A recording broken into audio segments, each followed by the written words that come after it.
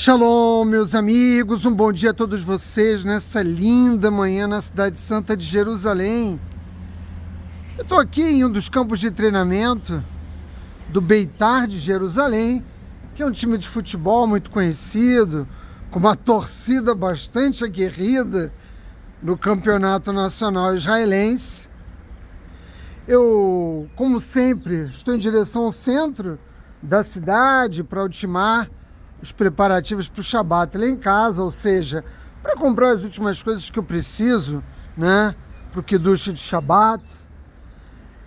E no caminho resolvi dar uma parada aqui, vendo o campo de treinamento do Beitar, ainda é muito cedo, vocês sabem, eu faço minhas orações, levanto muito cedo. Me lembrei, né, do trágico evento ocorrido no dia 8 agora, do mês de novembro, que foi o pogrom que ocorreu, né, na Holanda, no qual os torcedores do Maccabi Tel Aviv, que também é um dos times que disputa o Campeonato Nacional de Israel, viveu por ocasião da perseguição, violência a que foram submetidos esses torcedores em Amsterdã, de tal modo que Israel teve que enviar aviões, né, para resgatar a torcida do Maccabi Tel Aviv.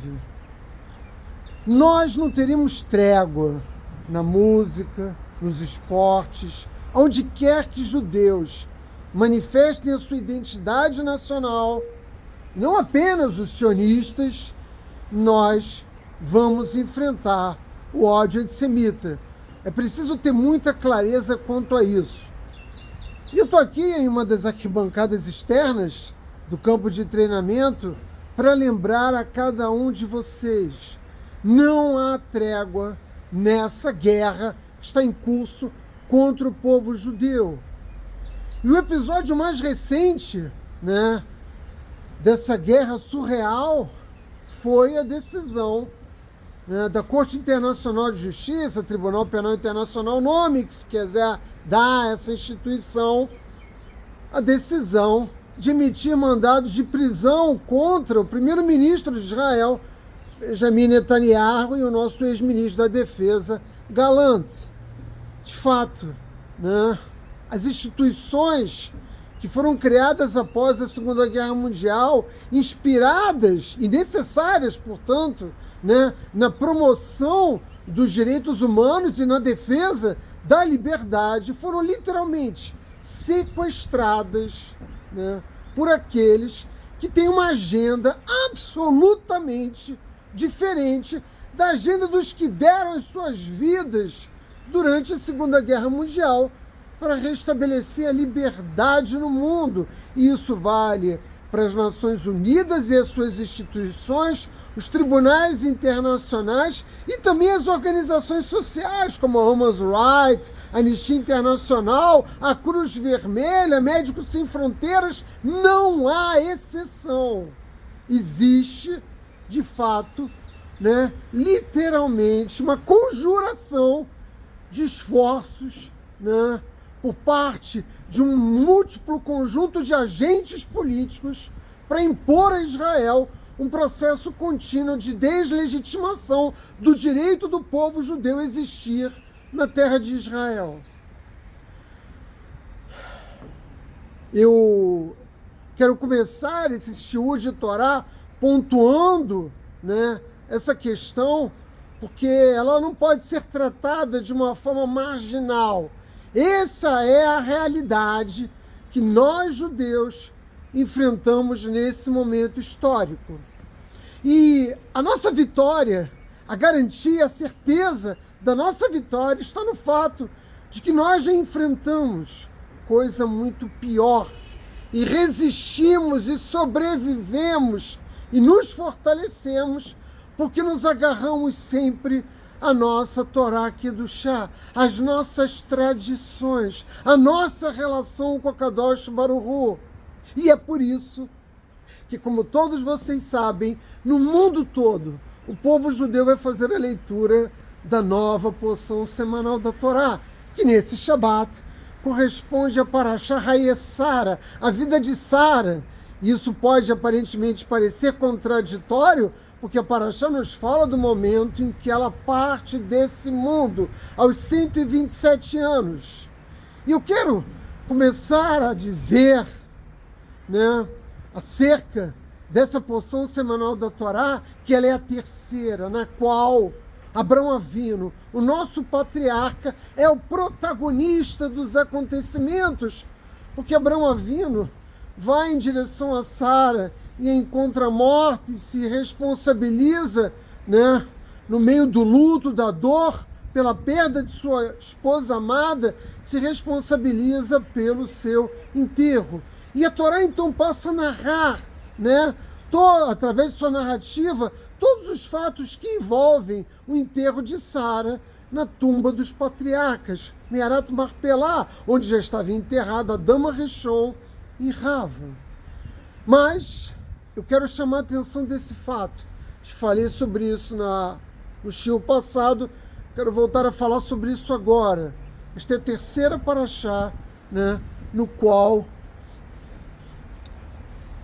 Abrão Avino, né, está nos oferecendo, por meio das suas ações, inúmeras lições que reverberam ao longo dos milhares de anos e que nos ajudam como povo a dar continuidade à tradição que ele iniciou. E para enterrar Sara, né, ele vive na terra de Canaã, ele deve buscar os filhos de Het. É o que a Torá nos conta. Para quê? Para poder tomar posse daquilo que ele desejava. Ou seja, a tumba dos patriarcas. Olha que curioso. A Kadosh Baruch Hu disse a Abrão Avino para deixar a casa de seus pais, sua cidade, seu país, e ir em direção a uma terra nova, porque essa terra seria dada a Abrão Avino e aos seus herdeiros. Abrão Avino já tem 137 anos. A gente sabe disso porque ele é 10 anos mais velho que Sara e ela morreu aos 127. Abrão Avino tem 137 anos e ele não tem sequer um pedaço de terra para poder enterrar a sua esposa. E você, do outro lado da câmera, faz 2 orações ao Criador, pedindo uma bênção e não obtém a bênção a tempo e a hora, como você deseja, e Abrão Avino, quando enterra Sara, já venceu 10 poderosos desafios. Ele já tem uma vida dedicada ao serviço divino, e a Kadosh Baruch Hu ainda não entregou a Abrão Avino, conforme a promessa que fez ao nosso patriarca, sequer um pedaço de terra para poder enterrar a sua amada esposa. E Abrão Avino então deve comprar. E esse diálogo que Abrão Avino estabelece com os filhos de Het é muito interessante. Por quê? Porque ele começa, está lá em Bereshit 23:4, ele começa dizendo Ger Toshav Anori, ou seja, eu sou residente e também um estrangeiro. Eu sou um peregrino e também sou um morador dessa terra. Nós poderíamos, não vamos fazê-lo, nós poderíamos nos fixar apenas na interpretação literal dessas palavras. Já seria o suficiente para nos oferecer, por meio da literalidade da interpretação da Torá, uma lição incrível. Hashem deu a Abrão Avino a terra de Israel, ele não tinha lugar para enterrar Sara, mas ele seguia fiel ao Criador. Ele jamais duvidou das promessas de Hashem. Com 137 anos, levou 100 anos para ter o seu primeiro filho com Sara, né? Com aquela mulher que de fato era a mulher a que ele amava. E ainda assim, ele não ficou desapontado com Hashem, mesmo tendo que pagar a peso de prata, né, a tumba no qual ele, né, destinaria os restos mortais de sua amada esposa. Mas é claro que, embora esta lição seja extremamente poderosa, que diz respeito a emuná, que diz respeito à fé que nós devemos ter nas promessas do Criador, Existe muito mais sabedoria nessas palavras. Ger toshav anochi, sou residente, sou também um estrangeiro. Nós devemos ir além e reconhecer, né, que todo judeu nesse mundo deve se sentir também como um ger toshav. Ele é residente e ele é estrangeiro. Por que residente e estrangeiro, Átila? E essas duas ideias não parecem evidentemente contraditórias? Como alguém pode ser ao mesmo tempo residente e estrangeiro? Residente porque essa é a minha terra. Era como Abraão Avinu se sentia em relação à terra de Israel. E se essa é a minha terra, eu tenho responsabilidades para com o meu povo, para com a minha comunidade, porque este é o meu lugar. E eu devo dizer a vocês que a responsabilidade de Abraão Avinu ia muito além da responsabilidade para com os que viviam na terra que ele era, né, de fato, o seu governante, o seu príncipe herdeiro. Né? A responsabilidade de Abraão Avinu não era apenas como residente da terra de Canaã, que se tornaria o Estado de Israel. Ele era um residente do mundo. É isso que a Torá está nos ensinando no sentido mais profundo. Eu tenho responsabilidades, eu devo me encarregar. Este é um encargo que eu devo carregar sobre os meus ombros, a responsabilidade. Que responsabilidade, Átila, de me preocupar com os demais. Todo judeu é assim, essa é a natureza da nossa Neshama. E Abraão Avinu fez isso de uma maneira linda, alimentando os que necessitavam, protegendo, né, aqueles que se encontravam indefesos. Podemos nos lembrar do momento em que ele sai em guerra para proteger, né, Lot, seu sobrinho, que ele coloca em risco a sua vida para proteger seu sobrinho, com a tenda sempre aberta, para receber os peregrinos, para alimentá-los, protegê-los, ensiná-los que Hashem é o único Deus. Essa é a minha casa. E eu preciso inspirar os demais. Eu preciso educá-los a respeito da existência de Akadosh Baruch Hu, porque eu sou residente. Este era o sentimento que habitava a mente, as preocupações e, sobretudo, as ações de Abraão Avinu. Mas, ao mesmo tempo, ele era um guerra. Ele era um estrangeiro. Essa expressão também pode ser utilizada para converso. Ele sabia que não era dali. Essa não é realmente a minha pátria. Eu não estou e não quero estar preso nesse mundo. Abraão Avinu estava nos ensinando que aqueles que acumulam riquezas para 30 gerações, como parece ser o objetivo de tantos nesse tempo em que nós vivemos, são apenas tolos, que não compreenderam que a nossa existência nesse mundo nada mais é do que um breve corredor de passagem para o mundo vindouro, e você aí preso desesperadamente num esforço monumental de acumulação material. Para quê? Se a nossa passagem por esse mundo é tão breve, é tão rápida, nossa existência é tão perene no mundo físico, e você aí agarrado nas tuas preocupações materiais, vivendo como se você fosse passar a eternidade nesse mundo físico. A Terra é um planeta lindo e valeria a pena, sim, viver nesse planeta por toda a eternidade. E nós receberemos esse prêmio, nós, a humanidade, mas ainda não.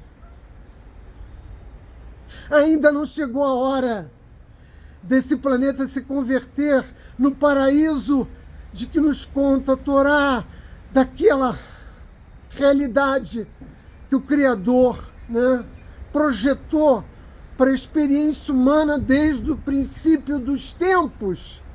Isso não passa de um prosdor, ainda é um corredor em direção ao mundo verdadeiro, que é o mundo espiritual. Portanto, como eu devo, né, lidar com esta contradição aparente, no qual eu sou morador, no qual eu sou residente, mas também sou um peregrino, sou um estrangeiro. Dessa forma, eu vivo como residente. Eu sou um estrangeiro porque entendo que a minha conexão com o Criador se estabelece por meio da minha alma imortal. E quando eu devolver a minha alma imortal a Kadosh Baruch Hu, eu regressarei aos mundos espirituais, que de fato constituem a nossa verdadeira pátria. Mas enquanto eu me encontro nesse mundo físico, e para nós judeus a terra de Israel é o lugar, eu devo me comportar como um morador, como um residente, mas jamais compreender este lugar como um lugar definitivo. Há uma breve história do Hafetz Haim. Ele recebe na sua casa a visita de alguém de uma outra cidade que estava de passagem. Eu entrar na casa de Hafetz Haim, um dos maiores sábios do povo judeu de todos os tempos, viveu um pouco antes do início, né, da Primeira Guerra Mundial, e esse visitante questionou Hafetz: cadê os seus móveis? Quando ele entrou na casa de Hafetz Haim, ele se surpreendeu com a pobreza do lugar e o fato de que a casa não apresentava uma grande infraestrutura, né, sobretudo por um homem, né, que já era reconhecidamente um sábio, né, um gigante da Torá. E ele, Hafetz Haim, pergunta então a esse homem: e onde está a sua mobília? E o homem responde a Hafetz Haim: eu sou apenas um peregrino nessa terra, os meus móveis estão na minha casa. E Hafetz Haim diz para ele: a minha mobília também, as minhas coisas também. Aqui eu sou apenas um peregrino, eu não sou um morador, né, neste lugar confito definitivo, eu sou apenas alguém de passagem. Ou seja, e essa é uma lição poderosa do povo judeu para toda a humanidade, que é uma lição que nos foi oferecida por Abraão Avino, e que reiteradamente, geração após geração, se confirmou pelas condutas e ações dos nossos sábios, como Hafetz Haim, nessa breve história. Aqui nós coletamos diamantes, pérolas da sabedoria judaica. Que diamantes são esses, Átila? As mitzvot. A única riqueza real que você carrega no caixão é a tua tzedakah. Foi todo o dinheiro que você deu aos pobres, não aqueles que enriquecem à custa, né, da tua credulidade religiosa, não aqueles que se sustentam, né, te manipulando, né, como rebanhos religiosos. Entenda isso. Tzedakah só é aceita nos céus. Todo ato de caridade só é aceito nos céus quando é feito com a melhor das intenções e tendo em mente beneficiar aqueles que realmente precisam ser protegidos, precisam ser assistidos, conforme preconiza Kadosh Baruch Hu, e segundo o qual Abraão Avino demonstra por meio de suas ações fazê-lo de forma tão linda, né, de forma tão perfeita, de modo que nós coletamos esses diamantes e levamos conosco para a nossa pátria espiritual. E dessa forma, nós podemos, sem nos preocuparmos com qualquer contradição aparente, dizermos que nós também somos Ger Toshav Enochi, que nós também somos estrangeiros nessa terra, mas também somos residentes desse planeta, meus amigos. Shabbat Shalom.